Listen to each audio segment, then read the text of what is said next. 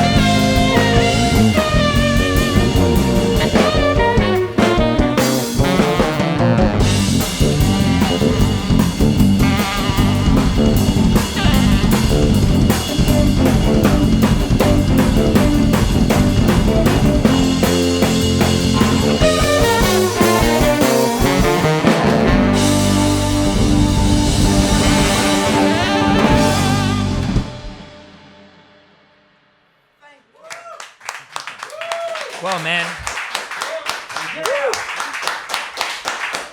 Wow. That was the ballad. All right, Mike. Wow, that was amazing. So we have Tom Kennedy on bass. Please make some noise for him. Bob Franchittini on sax. Richie Morales on drums. Yeah. And these guys are amazing. Oh man, yeah, I know. They're And you were amazing. like just joining and like digging it. So Mike, Yes. the next album is called Trip. Can you tell us a little bit about wow? The record. First of all, the title "Trip" is something very personal to me. It can mean a whole lot of things, because everybody's got trips in their life of all sorts. But we know that you Even had a Timothy really Leary. But yeah, I had an accident and fell on some totally disguised construction and useless construction in the middle of the street in New York City, where I live actually, and kind of tripped a little bit on it, and then kind of was moving to catch my body as it was falling towards the other side of the street. It was right in the middle of the street, this very disguised and, as I say, completely useless construction. They'd forgotten to remove it. So I fell and it broke both my arms, which was not a great thing for anybody, especially for a guitar player. That's the worst nightmare for a guitar player. Yeah, it's terrible. And For an artist on or top whatever. of that, I got some nerve damage in my right hand, which shouldn't have happened either. They let me out the same night, and my hands were working. Out of the emergency room, they let me out right away, and both hands were working.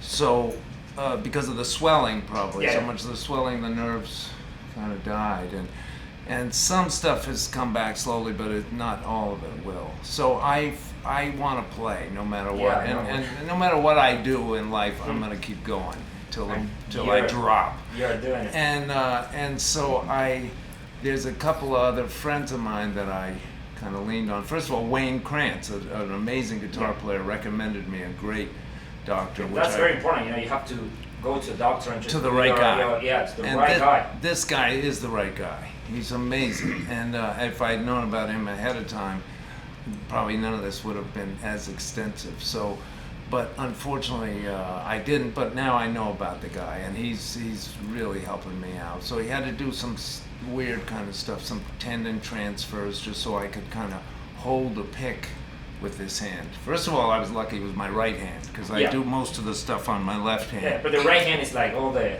That's the picking, that's the and picking all one, that stuff. Yeah, So I got this hooked up with this doctor. Yeah. He did some stuff so I could hold a pick, and then it's not quite strong enough. So he's going to do some other stuff. So for right now, I was playing like 2 months after the accident. I just said I want to play, and this particular doctor said, if you feel like playing, do it, because you're not going to hurt yourself. You should do it. He's one of those guys, get back on the horse, so to speak. So I started playing right away, and I was still having trouble holding the pick. I was doing all this weird stuff with compression glove and Velcro and tape. Yeah, and all I this saw stuff. some videos you playing with a black one. No? Yeah, it kind of worked, but not really. So not so good. So then somebody had said, call Ray Levere, who's an amazing drummer. Plays his ass off, and he, when he was a kid, he was already playing drums, but he got badly burned when in a house fire when he was little, and he still wanted to keep playing. His spirit is like beautiful. Everything. Spirit is everything. At the end of the day, and even at the beginning of the day, probably especially at the beginning of the day, you need as much as possible just to get out of bed. But anyway, so he. So Ray Levere has been, he's got hands like this. They kind of stop here. That's all he's got. Yeah. He plays the shit out of the drum. So I said, Ray, how you doing? So, because somebody said, call Ray, he's got some kind of glue. And it's wig glue. It's not Gorilla Glue. It's stuff that's okay for your hands, for your skin. And, but it's very sticky. So I was trying your tape before, when we were talking a little bit. So I've got really it kind sticky. of stuck here. I put some around put a little tape around so I can get a little better grip, and then put the glue on top of that. And it kind of works. With this that happened to you, I want to know if you learned something about this. This is you had to learn something different to play guitar. Not really. It's similar. Did you discover some new sound? Like, I don't know. Not yet, but it's a work in progress. All right. So, but there's always stuff. I mean, it's hard to know a bunch of stuff when you have an accident like this. If you're self-critical in the first place, and you think, because it feels different, it feels painful sometimes. Although playing kind of takes it away. Music is really healing, amazingly, and but sometimes if you're self-critical and you listen back to something, you might have, even before this accident, I might have said, "Oh, I don't like it." It's hard to get an objective opinion from yourself. I know. When you're so you don't know what's real and what's not real in terms of the accident, or what I might not have liked in the first place. So how was? So that's tricky, and also the other thing is just the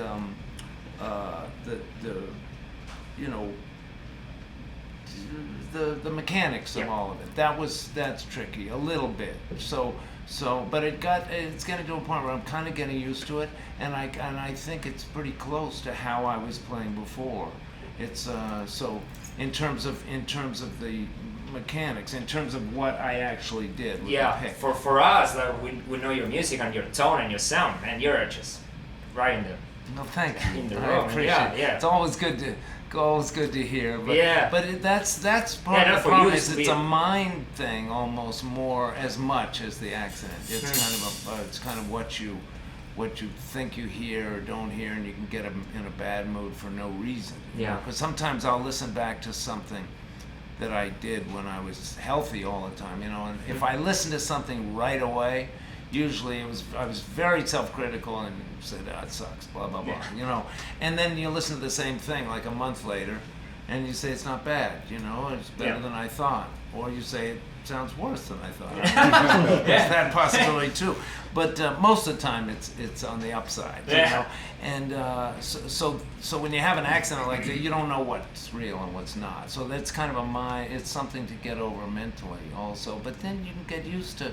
If you want to do something bad enough, you certainly can, and if it's possible, you can push it. And you have to keep rocking and rolling. You keep swinging, rock and rolling the whole bit, and so that's happening. So Mike, can you tell us a little bit the second song you're gonna play for us? So the second song is a ballad. We didn't get to learn some of the music on Trip yet, where I'm doing a bunch of gigs coming up. In Washington, D.C. with Randy Brecker and Dennis Chambers and by the way, and Tom Kennedy. He's in your album. Dennis is on there. Victor Wooten is on the record. Dave Weckl. Weckl. Lenny. Tommy and Bob. And I've done some other recording with Richie, but not enough. Richie's one of my favorite drummers in the world. I mean, he's got, talk about spirit. This cat is unbelievable. And so we're going to have to do something coming up, because we were going to try to do it and the schedule didn't work out. I had an idea perfectly and it was weird. So we'll just have to figure out something coming up. We've got some other stuff on YouTube, and he did something with an educational thing that I did that we were just playing at the 55 bar where I play a lot in New York Lovely City. Bar, man. It's a cool little spot. I saw you a bunch of time there. Yeah, and Richie's on this educational video. He plays his ass off on it. So yeah, this next tune is from an earlier CD then, and this is called What Might Have Been. All right. And I'll start off with something. Just improvise.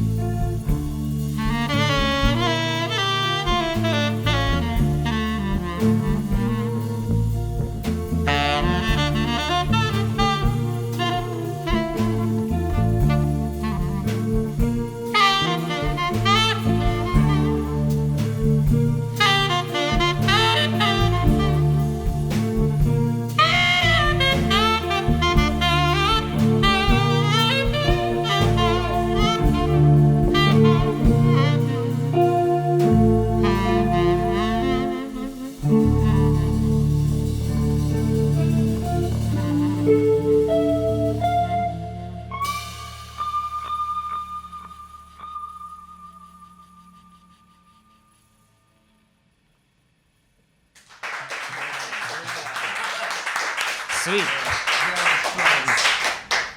Nice, Mike. That was amazing. Thank you. Great ballad.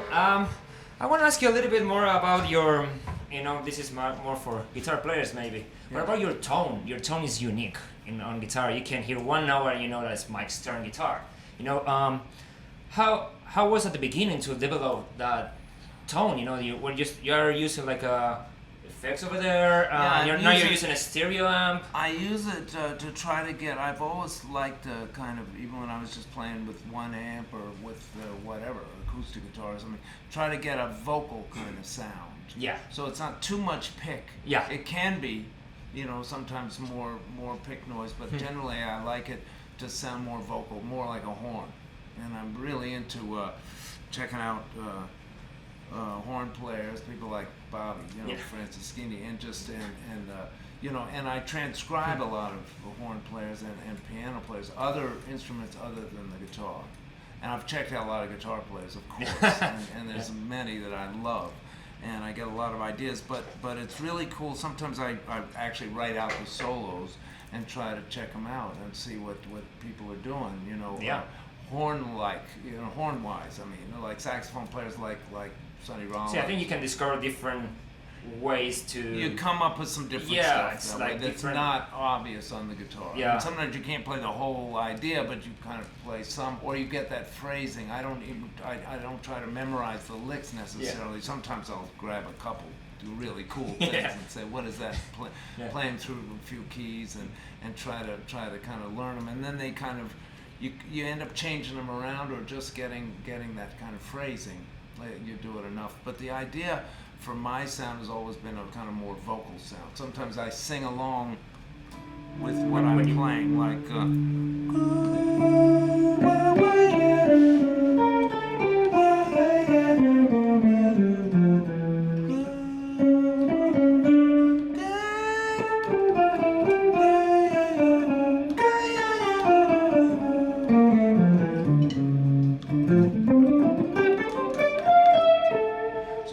kind of some air in it, and you hear more like that's kind of where it's coming from. That's kind of the sound in my head. I think part of getting your own sound together is just playing. Yeah. And kind of going for what you think is more or less what you want to sound like. Some people have a whole bunch of guitars and they get it. Yeah, that's going to be my next question. You have your Yamaha. That's an icon. This is was I used to have a guy. There's a pretty famous kind of blues rocker and country guy, and from Washington D.C., where I grew up from D.C.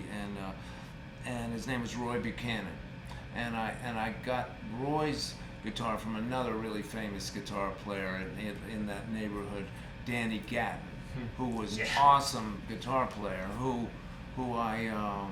These guys weren't really jazz players, more like country or rock, but boy, can they play. I mean, forget it. Danny was amazing, and at the time that I met him, he was just a guitar repairman and doing occasional gigs. Not many people knew about him. And I heard him at a little tiny bar, and I went, what the hell is that cat doing? And he was playing this, unbelievable stuff. Play like pedal steel kind of licks on the guitar, or just a lot of lines and different stuff, and amazing, or banjo licks. He used to play banjo, so he put all that stuff somehow on the guitar. He was an amazing guitar player. One day he asked me if he said I got to buy a used car, so I need $500 and I want to sell this guitar that was Roy Buchanan's old guitar, and so I said, sounds like a good deal to me. So I went for it, got the guitar, and played it for a while. It was a beautiful telly, really amazing. And they'd done some backwoods stuff to it. They bowed the neck and did some crayon around the pickups. I don't know, some really homegrown stuff that they did with these Telecasters. And then it got ripped off. I was in Boston doing a rehearsal, and I was coming back, taking the bus back, and at the bus station, some cat pulled a gun on me, and real sneaky with a bag, but I could see what was in it, and I didn't want to. It seemed like he had as I often say, he had a very persuasive argument. Yeah. So I had to give up the guitar, and he probably hawked it for like $25, and it was a really classic, amazing guitar. So then somebody had seen me play that guitar and made something similar. But it didn't sound the same, but really good sounding guitar. At that time, were you playing with Miles or it was before I was playing with Miles, and then I used that guitar I used a bunch. I recorded a bunch of stuff on that guitar and played it for a long time. The second Telecaster. Then Yamaha saw that one, saw me playing this. They wanted to do a Mike Stern signature model, and I said, why not? I said, yeah, are you kidding? So they did that, and they kind of took some ideas from that guitar and made it very similar sounding. This second Tele that I had when I was playing with they did a great job, and it really sounds to me cool. It's kind of heavy, and you super felt heavy. it. It's like a Les Paul. It's like a Les Paul kind of. But the more wood, sometimes the warmer the sound. It seems like so. It's got a kind of a warm. It's beautiful. You know, it's got a warm, nice.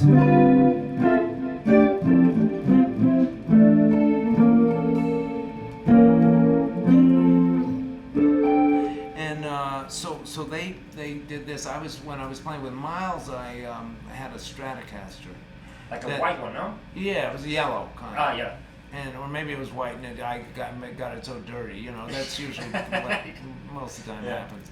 I'm a complete slob, but that's for another interview. Yeah. So I was using that one and going to with Jaco Pastorius. I was playing with an amazing bass player, Jaco, and going to Europe, and somehow whoever's in charge of the equipment left the guitar on the at Kennedy Airport on the sidewalk. Which probably lasted there for 5 minutes. He didn't realize it till a few days later when I was in Europe, thinking the plane lost it. It was going to come soon, and they couldn't find it. And apparently, and then he said, because there was other stuff he left a little bit. We were all in those days. It wasn't the clearest. It wasn't the clearest that we've ever been in life. Let's put it that way. This was with Jaco, and it was, it was enough said. Yeah. So. But that was a great guitar too. So this is working out. Yeah. This one's really cool. So Mike, can you tell us a little bit the third song you're gonna play for us? So the third song is gonna be something I wrote a long time ago. Played some with Michael Brecker, who I also played with, and I still play with Randy. We're doing some gigs with Randy coming up with Randy Brecker. But this is something a long time. And Mike's on the original recording, but this is called Chromazone. Love that one. Thank you. I love it. Thank you. So.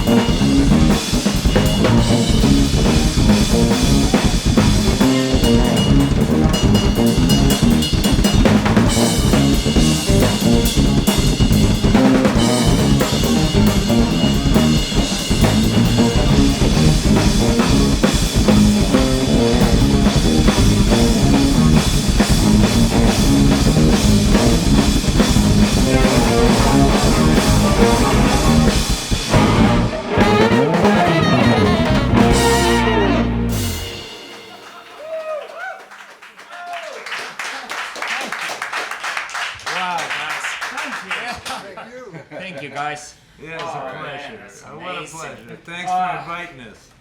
Yeah, for coming out here, man. That was amazing. I was dancing here in my chair. Great. Are you gonna play a fourth song? No, probably not. All right. No problem. So, Mike, thank you so much for being here. Guys, Bob, Tom, We'd Richie. love to play a fourth song, but we don't know anymore. There's only 3 tunes we played for You can play Red for House. the last 30 years. Red House, I don't know about Red House. Without a microphone, I don't know. I'd be scared. All right. But Mike, thank you so much for coming out here. Yeah, Guys, it's it was a pleasure. pleasure. Definitely. It was amazing. Thank you so much. Thank you very, very much. Thank you all. Hey, man, can I mention that this tape is, what is this tape here? This stuff This on is the mostly wall. the Bill Graham archive. Now, are you still filming? No, we're done. No. Oh, please film this. I want to lick the tape. Wait, It's we're really not awesome. streaming, we're still recording. We're not streaming it live. We're recording it. Okay, ready? Get over here. Ladies and gentlemen, this is the Bill Graham archives. The archives. This is real tape. Records used to sound better with real tape. Look at it.